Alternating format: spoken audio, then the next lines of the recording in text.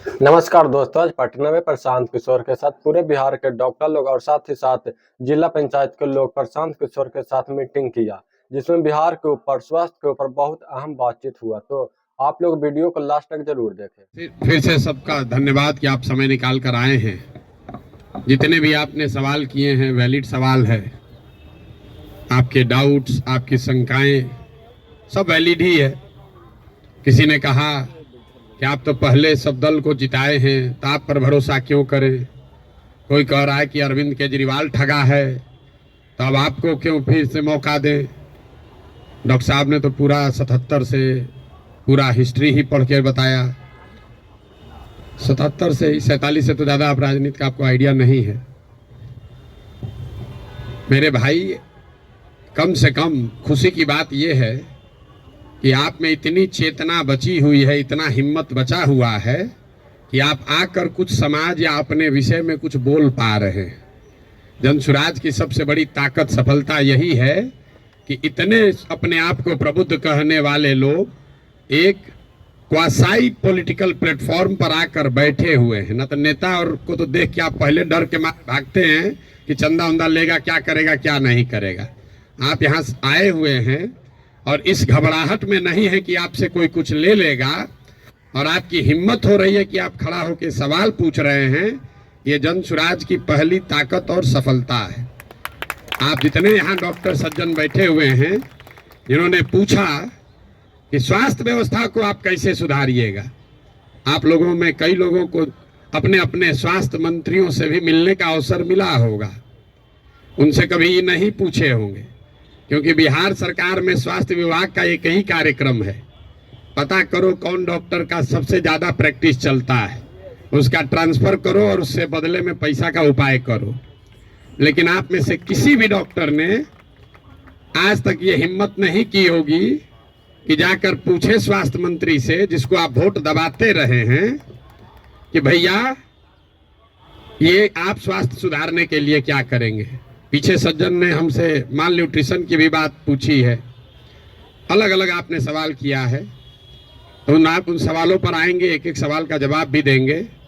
आपकी हमारी दुर्दशा इसलिए है कि बहुत साल पहले, सैकड़ों साल पहले, जो ग्रीस के बड़े दार्शनिक प्लेटो ने कहा कि if you do not participate in democracy, be ready to be ruled by your inferiors. अगर समाज में, राजनीति में आप भागीदार नहीं बनोगे तो इस बात के लिए तैयार रहो कि कोई मूर्ख आदमी राजा बनकर आप पर शासन करेगा। तो बिहार की जो दुर्दशा है वो इसीलिए है कि आप चाहे डॉक्टर हैं या व्यवसायी, अपने आप को सो कॉल्ड प्रबुद्ध कहने वाले लोगों ने राजनीति और राजनीति करने वाले व्यवस्था से अपने आप को अलग कर लिया है। और आप सोच रहे हैं कि जो आदमी शराब का व्यापार करता है, जो बालू माफिया है, वो आकर बढ़िया स्वास्थ्य व्यवस्था काहे नहीं बना रहा। ये कोई रॉकेट साइंस नहीं है मेरे भाई। आप बालू माफिया को स्वास्थ्य मंत्री बनाओगे तो उससे स्वास्थ्य व्यवस्था नहीं सुधरेगा। तो अगर आप गलत आदमी का चुनाव करेंगे तो गलत ही होगा। अब मैं शुरुआत करूंगा भाई साहब के सवाल से, क्योंकि इन्होंने वो व्यक्तिगत एक सवाल उठाया है कि आप अब बहुत बड़े ज्ञानी बन रहे हैं, आप ही तो इन लोगों को बढ़ाए। ठीक तो बात है मेरे भाई, हमको आप बहुत ज़्यादा क्रेडिट दे रहे हैं, कोई किसी को बना नहीं सकता है। हाँ, ये जरूर बात है कि पिछले 10 बरस में इनमें से कई नेताओं को, दलों को बढ़ाने में हमने कंधा लगाया है। नीतीश कुमार को हमने नहीं बनाया है, लेकिन नीतीश कुमार का जब दुर्दिन हुआ था तो उनको जिताने में मदद की थी, तो वो उसका उतना दोष हमारा है। लेकिन आप यहाँ आज क्यों आए? आप प्रशांत किशोर को सुनने नहीं आए, आप किसी साधारण डॉक्टर के लड़के को सुनने नहीं आए हैं। आप यहाँ इसलिए भी नहीं आए हैं कि हम 2 बरस से पैदल चल रहे हैं। हम 20 बरस पैदल चलेंगे तो एक डॉक्टर अपना 1 मिनट समय नहीं छोड़ेगा। आप इसलिए आए हैं कि 10 बरस हमने वो काम किया है, समाज में लोगों को पता है कि ये आदमी अच्छा है, खराब है, इस आदमी को राजनीति का समझ है। अगर पैदल चल रहा है तो कुछ न कुछ सोचिए कि चल रहा होगा। ये अपने आप को बड़ा मत बनाइए, अपने आप को पेडेस्टल पर मत बैठाइए। हम जब पैदल चलते हैं, लोग दुकान में, दलान में बैठ के हंसता है, क्या ही चलने से कुछ होगा बिहार में। फिर भी हमारे पास आता है, इसलिए आता है कि उसको डर है कि ये प्रशांत किशोर चल रहा है। और वो डर इसलिए है कि 10 बरस हमने वो काम किया है जो आप कह रहे हैं। मैं इसका रेफरेंस क्यों दे रहा हूं? क्योंकि मैं किसी मुख्यमंत्री का लड़का नहीं हूं, मैं किसी प्रधानमंत्री का लड़का नहीं हूं, मैं एक साधारण डॉक्टर का लड़का हूं। और मेरा काम ही मेरा पहचान है। वो काम किए हैं तब आज हमको सुनने आए हैं। हम आपको ज्ञान देंगे कि कैसे चुनाव होगा, आप सुनिएगा। अगर हमने 10 बरस वो काम नहीं किया होता, आप वो बात नहीं सुनते। लेकिन लालू यादव का लड़का, राजीव गांधी का लड़का अगर आकर आपको ज्ञान दे, तो चाहे जीवन में एक भी चुनाव न जीता हो, आप उसकी बात को खूब गौर से सुनिएगा, क्योंकि वो बड़े बाप का लड़का है। तो ये आप बात समझिए कि हमने उनको बनाया नहीं है, और अगर बनाया है तो उसको सुधारने का भी जिम्मा हम ही लेकर चल रहे हैं। आप कुछ नहीं कर रहे हैं। आप पहले भी कमेंट्री कर रहे थे, अभी भी कमेंट्री कर रहे हैं। किसी ने कहा आप पर भरोसा कैसे करें? आप पढ़े लिखे व्यक्ति हैं, अपने आप को प्रबुद्ध बताते हैं। आपसे ज्यादा तो गांव वाले जानते हैं जनसुराज के बारे में। 2 बरस से हम गांव गांव में घूमकर हमारे वोकल कॉर्ड में गांठ पड़ गया। ये बताते बताते कभी जीवन में हमने किसी से वोट नहीं मांगा। हम लोगों को यही बता रहे हैं कि हम पर भरोसा मत करो, किसी दल पर भरोसा मत करो, अपने बच्चों के लिए जगो, वोट अपने बच्चों के लिए दो। गांव वाले को बता रहे हैं, उसको समझ में आ रहा है, लेकिन यहाँ के आदमी को समझ में नहीं आएगा। और आप उससे बेहतर नहीं हैं। ये पढ़े लिखे लोगों को भ्रम है कि हम लोग बड़ा अच्छा है। बिहार का दुर्दशा इसलिए है कि यहाँ का लोग पढ़ा लिखा नहीं है। तो 2-3 ये जो राजनीति का भ्रम है वो आपको दूर कर देते हैं। बहुत लोगों को लगता है कि जो पढ़ा लिखा नहीं है इसलिए बिहार का दुर्दशा है। इस भ्रम को बिल्कुल दिमाग से हटा दीजिए। जितनी गलती पढ़े लिखे लोग कर रहे हैं, उससे कम गलती अनपढ़ लोग कर रहे हैं। जितनी अगर जाति की बात ले लीजिए, हिंदू मुसलमान की बात ले लीजिए, भ्रष्टाचार की बात ले लीजिए, तो पटना में जितने लोगों को आप जिता रहे हैं, पीछे के लोग तो फिर भी उलट पलट रहे हैं। पटना का विधायक पिछले 20-20 बरस से चुनाव नहीं हारे हैं लोग। और पटना की क्या दुर्दशा है आप लोगों को पता है। तो पढ़ा लिखा वोटर कहीं इस बात का प्रमाण नहीं है। जब देश आजाद हुआ तो इस देश में कुल 18% लोग साक्षर थे, 82% लोग निरक्षर थे। 82% इलिटरेट समाज ने गांधी को अपना नेता बनाया, अंबेडकर को, नेहरू को, पटेल को, बोस को चुना।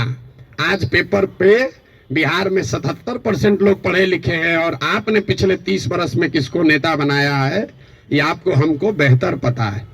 इस बात का प्रमाण नहीं है कि पढ़ाई लिखाई से आप अच्छा वोटर बन जाएंगे। मनमोहन सिंह जी देश में जीवन में सिर्फ एक ही बार चुनाव लड़े, दक्षिण दिल्ली से चुनाव लड़े, और बीजेपी के एक साधारण कार्यकर्ता से चुनाव हार गए। बीजेपी के एक साधारण कार्यकर्ता ने मनमोहन सिंह जैसे बड़े इकोनॉमिस्ट को चुनाव हरा दिया। और वो चुनाव झंझारपुर से नहीं लड़े, वो चुनाव मधुबनी से नहीं लड़े, बिहार से नहीं लड़े कि जाति पर सब वोट पड़ता है। दक्षिण दिल्ली के उस लोकसभा से लड़े जहां पर सबसे ज्यादा पढ़े लिखे, सबसे ज्यादा high capita per capita income वाले लोग वोटर हैं। उन्होंने मनमोहन सिंह जैसे बड़े इकोनॉमिस्ट को छोड़कर एक साधारण कार्यकर्ता को चुना। इसका कोई प्रमाण नहीं है। हम लोग घर में कहते हैं कि हमारी दादी पढ़ी लिखी नहीं थी लेकिन बड़ा समझदार थी। लड़का पढ़ लिख गया है लेकिन बड़ा लंपट है। आप पढ़े लिखे होकर भी बहुत बड़े बेवकूफ हो सकते हैं, और नहीं पढ़ा लिखा व्यक्ति भी बहुत समझदार हो सकता है। इसका मतलब ये नहीं है कि पढ़ाई की महत्ता नहीं है। पढ़ाई सिर्फ आपको इतना ही करता है कि आप इंफॉर्मेशन को प्रोसेस करने की आपकी क्षमता बढ़ जाती है, उसको आर्टिकुलेट करके प्रेजेंट करने की आपकी क्षमता बढ़ जाती है। आपकी प्रोसेस, आप उससे बहुत वाइज हो जाएंगे, ऐसी बात नहीं है। दूसरा जो भ्रम आपने बताया, बिहार में तो सब वोट जाते पर पड़ता है, भाई साहब ने बताया, आपने उसका काउंटर भी किया। लेकिन ये सबसे ज्यादा पूछे जाने वाला सवाल है। पिछले 2 बरस से हर आदमी, हर सभा, हर मीटिंग में ये कोई ना कोई जरूर पूछता है, भैया सब तो ठीक है, जाति से कैसे निपटिएगा। तो पहली बात तो ये समझिए कि जाति जो है वो सिर्फ बिहार की सच्चाई नहीं है, जाति पूरे भारत की सच्चाई है, यहाँ के समाज की सच्चाई है। जाति की महत्ता जितनी बिहार में है, इतनी ही आंध्र प्रदेश में है, इतना ही कर्नाटक में है, इतना ही गुजरात में है, इतना ही यूपी में है। आप में से कोई भी ऐसा आदमी नहीं है यहाँ जो उन राज्यों में जाकर राजनीति किया है या वहां चुनाव लड़ाया है। आप हमको बताइए, वोका लिग्गा और लिंगायत अगर कर्नाटक में नहीं है तो क्या बिहार में है? पटेल और क्षत्रिय अगर गुजरात में नहीं है तो क्या बिहार में है? कहाँ जाति नहीं है? जाति हर जगह है। और जाति, ये आपको हमको हमारे दिमाग में ये बैठा दिया गया है कि बिहार में सब चीज जाति पर ही होता है। इस चीज को एग्जामिन कीजिए कि क्या बिहार में सब लोग वोट जाति पर देते हैं? तथ्य पर जाइए, दैनिक जागरण पर लेख पढ़कर दिमाग मत बनाइए। हम आपको 4 उदाहरण अभी देंगे, आगे क्या होगा छोड़ दीजिए, पीछे क्या हुआ है वो बताते हैं, आपको अपने आंख खुलेगा। 1984 में बिहार में कांग्रेस को बहुत बड़ी सफलता मिली थी। करीब करीब उस समय बिहार झारखंड जो एक साथ था, 54 में 53 सांसद कांग्रेस के जीते थे। यहां बैठे जितने साथी हैं उनसे पूछूंगा उस समय कांग्रेस को कैसे वोट पड़ गया। राजीव गांधी के जाति के बहुत लोग तो नहीं रहते हैं बिहार में, तो आप बताएंगे कि वोट राजीव गांधी को नहीं पड़ा, वो तो इंदिरा गांधी की मृत्यु हुई। उस मृत्यु से जो सहानुभूति की लहर बनी, उसमें जाति पाति छोड़कर सबने कांग्रेस को वोट दिया। सब लोग मुड़ी हिला रहा है, उसको लिख लीजिए। फिर पूछेंगे 1989 में इसी बिहार में क्या हुआ, बीपी सिंह जी के नेतृत्व में कैसे पूरा जनता दल बिहार जीत गया। आप में से ज्यादातर लोग बताएंगे कि जनता दल को वोट नहीं पड़ा, वोट उस समय पड़ा बोफोर्स के नाम पर। बहुत बड़ा एक माहौल बन गया था भ्रष्टाचार के खिलाफ। लोगों ने कहा राजा नहीं फकीर है, देश का तकदीर है, सब ने जाकर बीपी सिंह को वोट दिया। इसको भी नोट कर लीजिए। फिर आपसे पूछेंगे 2014 में क्या हुआ, मोदी जीत गए, भाजपा कैसे जीत गया बिहार में? आप कहेंगे भाजपा का तो कोई ताकत ही नहीं था, वोट भाजपा को नहीं पड़ा, मोदी को पड़ा। मोदी के नाम पर ऐसी लहर बन गई कि समाज के हर वर्ग ने जाकर मोदी को वोट दिया। फिर आपसे पूछेंगे 2019 में क्या हुआ, तो लोग बताएंगे यहाँ राजनीति तो सब बात करता है कि भैया एकदम कांटे का मुकाबला था। ये जो पुलवामा हुआ ना, उसके बाद समझिए कि हर जात का आदमी जाकर मोदी को ही वोट दे दिया। इन चारों चुनावों को आप कागज में लिख लीजिए। 84 एक घटना है, किसी बड़े नेता की मृत्यु और उससे उपजी हुई सहानुभूति की लहर। 89 एक विषय है, भ्रष्टाचार बोफोर्स और उससे बनी हुई लहर। 2014 में एक व्यक्ति है मोदी, जिसके प्रभाव की लहर। और 2019 पुलवामा राष्ट्रवाद की लहर। ये आपको क्या बताता है?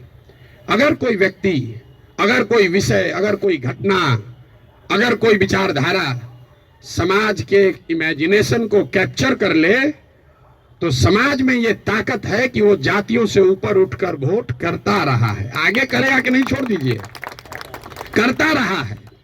फिर भी आपको लग रहा है कि ना भैया यहाँ तो जातीय पर होता है, आप क्या एग्जाम्पल दे रहे हैं? हम आपको बता रहे हैं आपको क्यों लगता है। हमने कई चुनावों का उदाहरण आपको नहीं दिया, 4 ही का दिए। उन चुनावों में क्या हुआ, जब लड़ने वाला व्यक्ति या चुनाव, उसमें कोई ऐसी बड़ी घटना ना हो, कोई नया विकल्प ना हो, कोई चेहरा ना हो, कोई विषय ना हो, दोनों लड़ने वाले एक ही जैसे दिख रहे हैं, तो समाज भी कहता है भैया दोनों तो एक जैसा है, चलो अपने जाते को दे देते हैं। तो ज्यादातर समय जो चुनाव हुआ है पिछले 30-40 वर्षों में, वो कोई डिफरेंशिएटर नहीं रहा है। तो जिसको मीडिया कहता है बाहर वाला चुनाव नहीं है। अब आप कहिएगा तो लोकसभा का चुनाव का एग्जाम्पल दिए हैं, विधानसभा में ऐसा नहीं होगा। विधानसभा का एग्जाम्पल देख लीजिए। 2010 में नीतीश कुमार और भाजपा इसी बिहार में 206 विधानसभा जीतकर सरकार बनाए। उस समय नीतीश और भाजपा के गठबंधन में मोदी जी नहीं थे, मोदी जी का नाम इतना बड़ा नहीं था, अमित शाह नहीं थे, भाजपा की इतनी ताकत नहीं थी। उनके सामने उनका मुकाबला था लालू जी के गठबंधन से, जिसमें लालू जी थे, कांग्रेस थी और रामविलास पासवान जी थे। लालू जी की ताकत आज के तेजस्वी यादव से तो निश्चित तौर पर ज्यादा थी 2009 में। रामविलास जी की ताकत उनके लड़के से ज्यादा थी, और कांग्रेस भी उस समय 2009 में देश में सत्ता में थी। इसके बावजूद 2010 के चुनाव में एनडीए को, नीतीश और भाजपा को 206 सीट आया। वही गठबंधन जब वो 2020 में लड़े तो इस बार भाजपा के साथ मोदी भी हैं, अमित शाह भी हैं, देश में भाजपा की ताकत बढ़ी भी है। दूसरे साइड एनडीए में अब लालू जी के जगह तेजस्वी जी आ गए थे। रामविलास जी का दल तो उस गठबंधन में था ही नहीं और कांग्रेस की भी ताकत कमी हुई, लेकिन एनडीए गठबंधन को 125 सीट भी मिलने में दम निकल गया। क्यों? क्या एनडीए को वोट देने वाले सारे जाति के लोग बिहार छोड़कर चले गए? नहीं, ऐसा इसलिए हुआ कि 2005 से लेकर 2009 की जो पहली सरकार नीतीश की चली थी, समाज का हर वर्ग ये समझता था कि नहीं, इसमें कुछ न कुछ काम हुआ है। तो जातीय समीकरण भी था और काम भी था, तो 206 सीट आया। लेकिन उसी बिहार में जब नीतीश का काम खराब हुआ तो उसी एनडीए गठबंधन को 125 सीट आया। आपको लोकसभा का उदाहरण दिया, विधानसभा का उदाहरण दिया, अब आपको मुखिया का उदाहरण दे देते। पिछले बार मुखिया के चुनाव में बिहार में 80% मुखिया चुनाव हार गया है, 80%, और वार्ड सदस्य करीब करीब 95%। सब लोग अपने जाति से जीत कर आए थे। कैसे हार गए चुनाव? ये भ्रम मत पालिए कि जाति से ही सब होता है। अगर सिर्फ जाति से, फिर कहेगा भैया कैसे आप हो सकता है? बिहार में नीतीश कुमार के जाति के कितने लोग रहते हैं?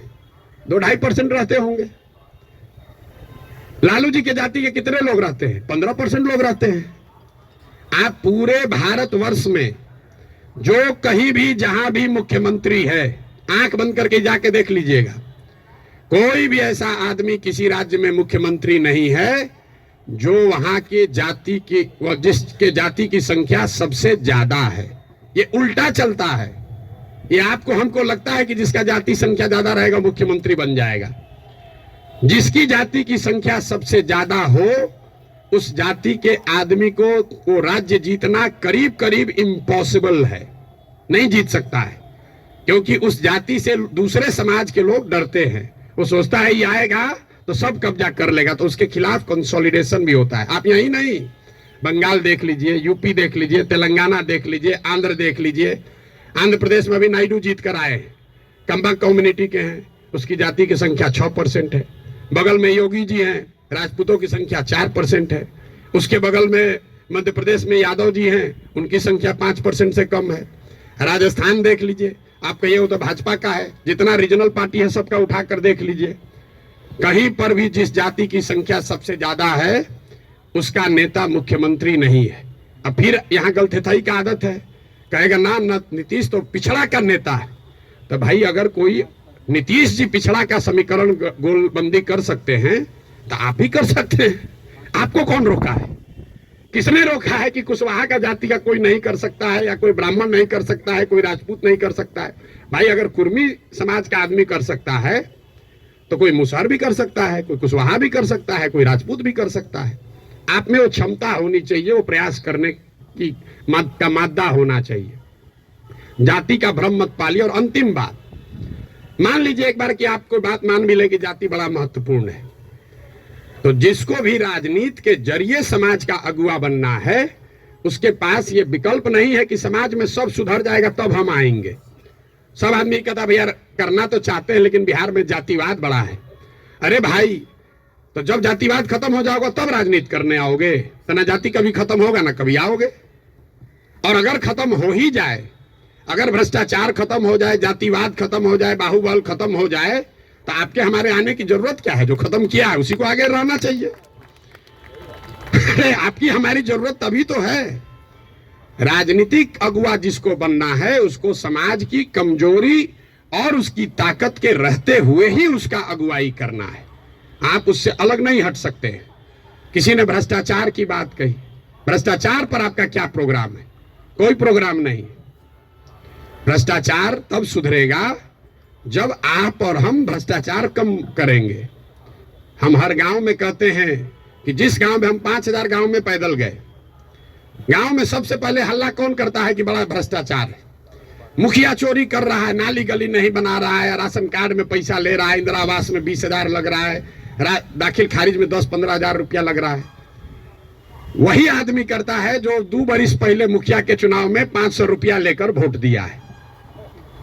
सबसे पहले जो डॉक्टर साहब 50,000 रुपया दे के खुद ट्रांसफर कराए हैं, बुरा नहीं मानिएगा, हमारे बाबूजी भी प्रैक्टिशनर थे, कि हमारा प्रैक्टिस ना गड़बड़ाए, हेल्थ मंत्री हमसे पैसा लेके हमको पोस्टिंग कर दे और बाकी सबके लिए ईमानदार हो जाए।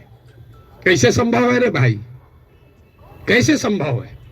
आप सोच रहे हैं कि हम 50,000 रुपया दे के क्रीम पोस्टिंग करा लें, क्रीम पोस्टिंग खाली जाके हाजिरी बनाए, सिविल सर्जन को 5,000 रुपया दे, आप प्रैक्टिस करते रहे। स्वास्थ्य व्यवस्था को सुधारने के लिए बड़ा बड़ा लंबा लेक्चर दीजिएगा, ये कभी हो सकता है? नहीं हो सकता है। स्वास्थ्य व्यवस्था को लेकर जनसुराज की क्या सोच है? बिल्कुल ये सही सवाल है। सिर्फ स्वास्थ्य व्यवस्था को लेकर नहीं, 2 संकल्प जो जनसुराज में हम लोगों ने दिया है कि बिहार के हर पंचायत का, बिहार का नहीं, हर पंचायत का 8,500 पंचायतों का हम योजना बनवा रहे हैं, पैदल चल के खुद जाकर देखकर। और ये तय किया जा रहा है कि उस पंचायत में पढ़ाई की व्यवस्था कैसे होगी, 800 से 1200 रोजगार के अवसर कैसे पैदा किए जाएंगे, और उस पंचायत में जिस तरह की भी खेती होती है उस खेती को खाने वाले खेती से कमाने वाला खेती कैसे बनाया जाएगा। ये 8,500 कार्यक्रम, 8,500 डॉक्यूमेंट जारी करेंगे। आप में से ज्यादातर लोगों को पढ़ने का भी समय नहीं होगा, लेकिन 8,500 पंचायतों का अलग अलग योजना बनाकर जारी करेंगे चुनाव से पहले। उसके साथ साथ बिहार के विकास के लिए जो 10 महत्वपूर्ण पहलू हैं, उसमें स्वास्थ्य भी इंक्लूडेड है, उस पर भी 10 साल का विजन डॉक्यूमेंट बनाकर आपको चुनाव से पहले जारी करेंगे। ये बताएंगे कि बिहार में स्वास्थ्य की व्यवस्था को कैसे सुधारा जाए। आप उसको पढ़िए, समझिए, कुछ योगदान देना है योगदान भी दीजिए, सुझाव भी दीजिए, और अगर ठीक लगे तो अच्छा तब अपनाइए, हमारे कहने पर मत जाइए। अब आप कहिएगा कि अभी काहे नहीं जारी किए हैं? अभी इसलिए नहीं जारी किए हैं कि अगर अभी हम वो योजना जारी कर दें तो वो मेरी सोच होगी, उसमें आपकी और बिहार के लोगों की सोच समाहित नहीं है। पहले गांव गांव जाकर देखकर ये समझ रहे हैं, लोगों से पूछ रहे हैं कि क्या करना पड़ेगा। ज्यादातर आदमी कहेगा नया क्या देख लीजिएगा इसमें, हम आपको बता रहे हैं नया क्या देख लेंगे। हम भी बिहार के सरकारी स्कूल में पढ़े हैं, हमने अपने बाबूजी के क्लिनिक में देखा है 100 रुपया के मोनोसेफ नहीं खरीद पाने की वजह से इनके फ्लाइटिस के पेशेंट हाथ जोड़ के कहते हैं भैया मर जाए, लेकिन अब हम कुछ नहीं कर सकते, घर में कुछ नहीं बचा है, 100 रुपया। तो हमको उसकी समझ है, लेकिन इसके बावजूद जब हम 2 बरस से चल रहे हैं पैदल, तो जो गरीबी, जो बदहाली, जो कष्ट मैंने जमीन पर देखा है, इसका मुझे कभी अंदाजा नहीं था। हम संयुक्त राष्ट्र संघ में पब्लिक हेल्थ में ही 10 बरस काम किए हैं, यहाँ राजनीति में से भी जुड़े रहे, लेकिन जितनी गरीबी बदहाली हम अपनी आंखों से देख रहे हैं, ये आंकड़ों से दिखने वाली गरीबी से कहीं ज्यादा है। आपने कुपोषण की बात कही, यहाँ सब डॉक्टर बैठे हुए हैं, आप में से ज्यादातर आदमी ऐसे होंगे जो शायद ही कोई 10 से ज्यादा हीमोग्लोबिन वाली महिला आपको देखते होंगे। यहाँ हम लोग जो एक स्टडी करा रहे हैं, देखते हैं, आप देखिएगा कल से ध्यान से, गांव में कहीं जाइए, 55-60 साल से ज्यादा उम्र की कोई महिला आपको सीधी खड़ी नहीं दिखेगी, सब बेंड हो गई है ऊपर से। तो न्यूट्रिशन, आप न्यूट्रिशन समझते अगर हैं, आप लोग तो डॉक्टर हैं, तो आपको पता है कि लंबे समय तक हीमोग्लोबिन के कमी की वजह से और ग्रोइंग एज में कैल्शियम नहीं मिलने की वजह से बोन का स्ट्रक्चर इतना कमजोर है कि समय से पहले वो बेंड होने लगता है। ये जब आप गांव में चलिएगा तो देखिएगा, 5 फीट 4 इंच से ज्यादा, 5 फीट 5 इंच से ज्यादा उम्र हाइट की कोई महिला आपको दिखने वाली नहीं है। आपने ठीक कहा, न्यूट्रिशन कोई वन शॉट सॉल्यूशन नहीं है, एन इंटरजेनरेशनल प्रॉब्लम है। जिस मोदी जी के किताब पेपर की आप बात कर रहे हैं, एक आंकड़ा आपको दे रहा हूं, आज से 300 साल पहले यूरोप में लोगों की एवरेज हाइट भारत में लोगों के एवरेज हाइट से 1.4 इंच कम होती थी। अब यूरोप में 300 साल में on an average 1.6 inch Bharat से ज्यादा हो गई है। 300 वर्ष में करीब करीब 3 इंच लंबाई का असर पड़ गया है। और दुनिया भर में जो डेवलपमेंटल इकोनॉमिक्स पढ़ते हैं उनको मालूम है कि हाइट और लाइफ टर्म अर्निंग में डायरेक्ट कोरिलेशन है। The taller you are more likely to earn higher income and wages than those who are not. इसका मतलब ये नहीं कि जिसका हाइट कम है पैसा कम कमा रहा है, तुरंत लोग गणना करने लगेगा कि तो बड़ा नाटा आदमी को देखें बड़ा पैसा कमा रहा है। Height is a reflection of your overall growth. अब डॉक्टर लोग को हम क्या बताएंगे, आपको समझ है, हाइट दिख रही है और ब्रेन का ग्रोथ आपको नहीं दिखता है। तो जो लंबे समय तक स्टडीज हुई हैं उसमें यह क्लियर बताया गया है कि हाइट और लाइफ टर्म अर्निंग, समाज के सोसाइटी में लाइफ टर्म अर्निंग का डायरेक्ट कोरिलेशन है। तो बिहार में ये परेशानी है, एक झटके में मेरे भाई साहब वो खत्म नहीं हो सकता है। यहाँ किसी ने पर कैपिटा इनकम की बात की। बिहार में पर कैपिटा इनकम है 35,000 रुपया। देश में प्रति व्यक्ति आय है करीब करीब 1,34,000। बिहार का प्रति व्यक्ति आय है 35,000 रुपया सालाना। उसमें अगर पटना और बेगूसराय को हटा दीजिएगा तो ये प्रति व्यक्ति आय घट के हो जाएगा 22,000 रुपया। 22,000 को जरा 365 से डिवाइड कर दीजिए, देखिए कि दिन में कितना हुआ। 100 में 80 आदमी यहाँ दिन में 100 रुपया भी नहीं कमा रहा है। आप किस न्यूट्रिशन की बात करेंगे? मुझे एक लड़का मिला, उसको हम लोग कैंप में शाम में खाना खिलाते हैं, जो लड़के आते हैं, बहुत ज्यादा खा रहा था। तो उसको ऐसे बुला के पूछे, बेटा ये इतना रोज खाते हो? बोला सर आज तक जीवन में ऐसा हुआ ही नहीं कि हम खाना खत्म कर लिए और तसली में अभी चावल बाकी है।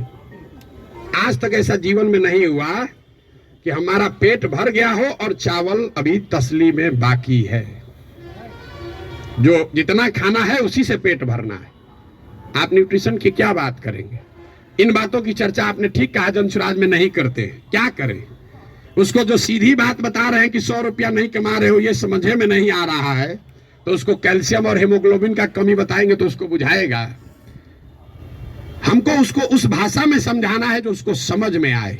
आप बहुत बड़े ज्ञानी हैं, आप व्यवस्था को सुधारना चाहते हैं, सुधारिएगा तब ना जब व्यवस्था में आइएगा।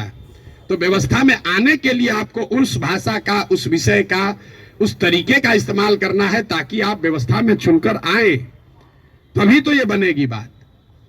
किसी ने कहा आम आदमी पार्टी की तुलना, आपको एक पैसे भी समझ नहीं है कि जनसुराज क्या है और आम आदमी पार्टी क्या है। आम आदमी पार्टी आंदोलन से निकली हुई एक पॉलिटिकल व्यवस्था है और जनसुराज में प्रशांत किशोर का, जनसुराज का आंदोलनों में कोई यकीन नहीं है। हम रोज ये बात कम से कम 100 दफे कह चुके हैं। जनसुराज आंदोलन नहीं है, इसको जेपी के आंदोलन से कंपेयर मत कीजिए और इसको आम आदमी पार्टी के आंदोलन से कंपेयर मत कीजिए, क्योंकि आंदोलन है ही नहीं। क्यों नहीं है? हमको लोग आगे कहता है भैया आंदोलन कीजिए उससे बिहार सुधरेगा। मेरा आंदोलनों में कोई यकीन नहीं है, क्योंकि मानव सभ्यता का इतिहास आपको बताता है, पूरे दुनिया का, बिहार का, भारत का नहीं, पूरे दुनिया का मानव सभ्यता का इतिहास ये आपको बताएगा कि आज तक किसी भी आंदोलन से, फ्रांस की क्रांति को अगर आप अपवाद के तौर पर हटा दीजिए, तो किसी भी रेवोल्यूशन से, आंदोलन से कभी समाज का भला नहीं हुआ है। आंदोलन और रेवोल्यूशन जो है वो किसी को सत्ता से हटा सकता है। वो तेज हथियार है जिससे आप बड़े से बड़े वृक्ष को काट सकते हैं, उससे आप नए समाज का निर्माण नहीं कर सकते। भाई साहब खड़ा होकर जेपी का आंदोलन का एक उदाहरण दे रहे थे। मेरे भाई, जेपी का आंदोलन कहाँ कहा गया है? आप तो जेपी के आंदोलन में शायद जुड़े हुए हैं, आपने दावा किया। जेपी के आंदोलन में कहाँ कहा गया है कि बिहार को सुधारा जाएगा? जेपी के आंदोलन का नारा था संपूर्ण क्रांति, इंदिरा गांधी को हटाओ। तो उस आंदोलन की, क्रांति की इतनी ताकत थी, इंदिरा गांधी को हटा दिए। नया व्यवस्था बनाने की बात कहां कही गई थी?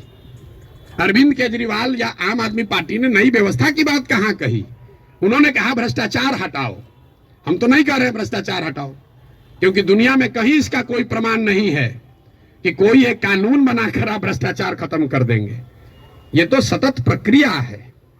जिन देशों ने भ्रष्टाचार पर अंकुश लगाया है, दुनिया में सबसे ईमानदार देश कौन है? जो स्कैंडिनेवियन कंट्रीज हैं, फिनलैंड, स्वीडन, नॉर्वे, डेनमार्क, वहां जाइएगा, वहां करप्शन मिनिमम है। आप जाकर उसका अध्ययन कीजिए कि वहां कैसे करप्शन कम हुआ। वहां अरविंद केजरीवाल थोड़े पैदा हुए थे, वहां जन्म लोकपाल करके कोई विधायक नहीं पारित हुआ। वहां भ्रष्टाचार 4 तरीके से कम हुआ है। पहला, समाज में ये जागृति बनी लंबे समय में कि अच्छे और स्वच्छ लोगों का चुनाव करो, मतलब इलेक्टोरल प्रोसेस को जहां तक हो सके उसको स्वच्छ बनाया गया। आप में से कुछ लोग सोशल मीडिया पर अभी देखे होंगे, नीदरलैंड्स का प्रधानमंत्री अभी आज से करीब 2 हफ्ते पहले 12 बरस प्रधानमंत्री रहने के बाद हटा है तो वो साइकिल से अपने घर से अकेले निकल रहा है। तो वहां की समाज ने ये व्यवस्था बनाई कि स्वच्छ लोग स्वच्छ तरीके से वोट करें, स्वच्छ लोगों को चुने।